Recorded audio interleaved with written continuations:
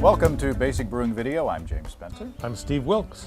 Today, Happy Leap Day. Happy Leap Day, that's right. I love Leap Day. Let's do it again next year. How about 4 years from now? Oh, you plan that far in advance? Well, I do. I don't know about you. Especially when I'm thinking about brewing. I don't plan in advance. You don't. So how do you handle it when you just kind of want to brew just all of a sudden on a whim? That sounds like a great topic. That's a show. We are the masters of the segue. What we're going to talk about today is what ingredients that you have to have on hand in order to be able to brew on a moment's notice. Say if you find that you just have some free time all of a sudden. You have 6 hours straight that you had something else planned and something falls through. What do you do? Time to brew. Time to brew. Well, one of the most important elements, especially if you are an all-grain brewer, is the grain mill. Not the dog, which you can see behind the chair, but the grain mill.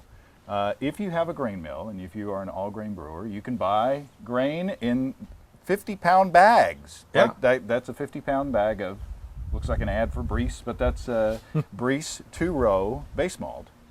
And so that with a few other things, and you can brew anytime you want. Anytime you want. Which is a really good thing, because this happens to me. I don't keep a grain bag around. Mm-hmm. I wish I did. And that actually sparked the discussion for this show, was talking about, gee, I've got a string of beers I want to brew, and why do I want to go buy those, a la carte? Right. So that was the inspiration for the show.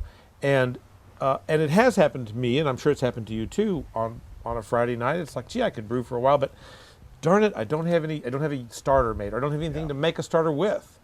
So that's what the show is about. What do you keep on hand, James? Well, this is my bucket. This is my Brewing bucket. It's a Rubbermaid container, and another ad for another corporation. Rubbermaid. Product placement. Let me get my iPhone in the... I just happen to have my brewer's logbook. At least I plug things that we make. Actually make money on. So anyway, what I have in here is, believe it or not, in this thing you can keep a bag of grain, a 50-pound bag of grain, and some other stuff. You got to explain this to me. Yeah. You got 5 pounds of black patent malt. What are you doing? I don't know. But your heart was in the right place. Yeah, I was sampling homebrew at the homebrew shop. Don't do that. Black patent malt in quantity is not a good impulse buy. But I mean, if you make a lot of porters, or if you make a lot of stouts, or the darker beers where black patent would be good, you might want to buy a bunch. That's right. Crystal. We have 90 Level Crystal. I usually have some 60 Level Crystal as well, which is what I used in this beer. This is the pale ale from the Trube experiment, the Brew Your Own magazine, Basic Brewing Radio collaborative experiment on Trube. So I used 60 Level in that. I got some 20 Level. You might want to have here's some wheat if you want a little bit more head retention in your beers. We got, what else we got? Chocolate malt. We got some chocolate malt to go along with our black patent, so that we can have some dark beers. Stuff in here. Yeah, we got some. Who knows what's in 90 Level Crystal. Yeah. Now that's pretty old. Now the question, this begs the question. Yep. How old must the grain be before it gets too old? I'm going to go out on a limb and say specialty malts can stand up to the test of time. You can keep those pretty much forever. According to Bob Hansen of Brees Malt and Ingredients Company, which should be sponsoring the show, according to all this mention they're getting, Bob says, I wrote him a few years back and said, how long can we keep grain around? Bob said specialty malts are very stable, but he says base malts will lose enzymatic power over time, which can affect yield. He says if you store it in, say, a silo, if you're really into brewing, you're supposed to use it within 6 to 9 months.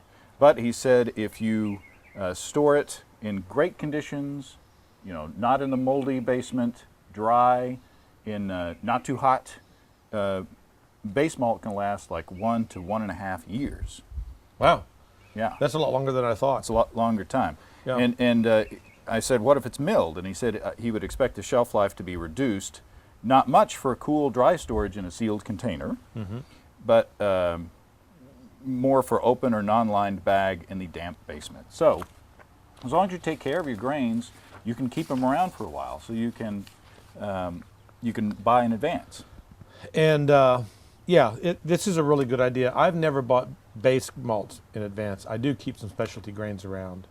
But some of it depends on how your own homebrew store sells. Mm-hmm. So for a long time, our local homebrew store would not sell by the ounce or by Right. the quarter, Right. the smaller version. So you just bought a pound of this and a pound of that and had it. Nowadays, you can just buy it to order and have it ground. And so that kind of works for me. Yeah. But Now you also have to have other ingredients, yeah, like hops. If you keep your supply of hops in the freezer, those will last a good long time. And yeast, if you have dry yeast on hand, you keep it in the fridge, then you can have yeast. Hi, puppy. You can have. Come here. Come here. Go on, Come sweetie. here, sweet girl. There's always, it's Basic Brewing video if there's a dog in the shot. But you can keep dry yeast. Now there's 2 dogs in the shot. Yeah. Now you can keep dry yeast for quite a long time as well, and that way you don't have to make a starter. You can make it anytime you like. She's a good girl, but we put it. Go chase that squirrel. I'm always upstaged by dogs and children. I don't. Come here. Hey, come here. No. Allie, come here. Good girl. All right. I Now, shouldn't have rubbed that pork chop between my legs earlier today. I wish I had a nickel for every time you said that. Anyway, we put it out there on Facebook. What, that pork chop? The pork chop.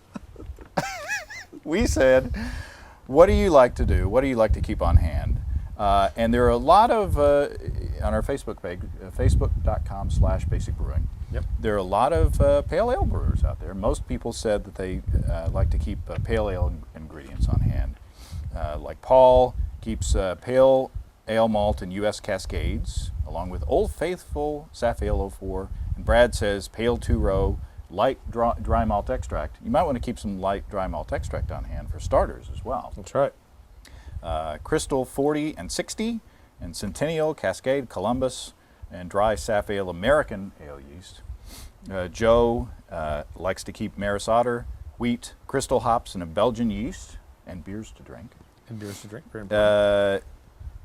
Ragnarok, who must be familiar with the John Hodgman, says honey and dried wine yeast for making meads. He's a mazer? Amazing. Is that what someone who makes meads? I think so. We have, who was it that had the,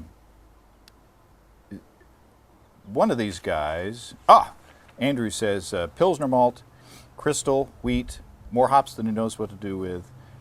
So, it just depends on what you like to brew, as opposed to, what you have on hand. Yeah, for sure.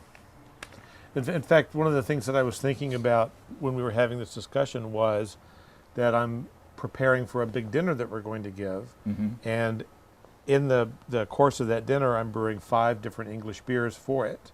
So I thought, well, I should just go ahead and buy a big bag of Maris Otter because that's going to be the base grain. Right. That so you want to think about, if don't buy 50 pounds of Belgian Pilsner if you're going to make one Pilsner. Yeah. And maybe not make another one for another year. Think about the kind of beers you make, and that's what these folks are doing. Yeah. Plus, I mean, let's face it, making English bitters, just English pale ales, are pretty simple to make. They're kind of great beers that everybody likes, and if you got a few extra hours and you're going to make a beer, you can't go wrong. There you go. Well, we hope that this has given you some ideas, especially if you're an extract brewer and you need a little extra push to go over the edge. I'm over the edge. Cheers to you. Happy Leap Day, and we'll talk to you next time. Happy brewing. Happy brewing. Come and visit us on the web at basicbrewing.com. You can find archive lists of both our audio and video podcasts on home brewing. You can also find our DVDs, Extract Brewing and Partial Mashing, Stepping into All Grain, Low-Tech Lagering and Decoction Mashing, Introduction to Wine Kits, and for a limited time, our 2012 Brewer's Logbook. Drop us a line. We'd love to hear from you. Write to James at basicbrewing.com. receive@basicbrewing.com, or just use the contact form on basicbrewing.com. Well, you know, it's like a buckwheat pillow, the Japanese. Instead of buckwheat, you use black patent malt. It's good for the neck.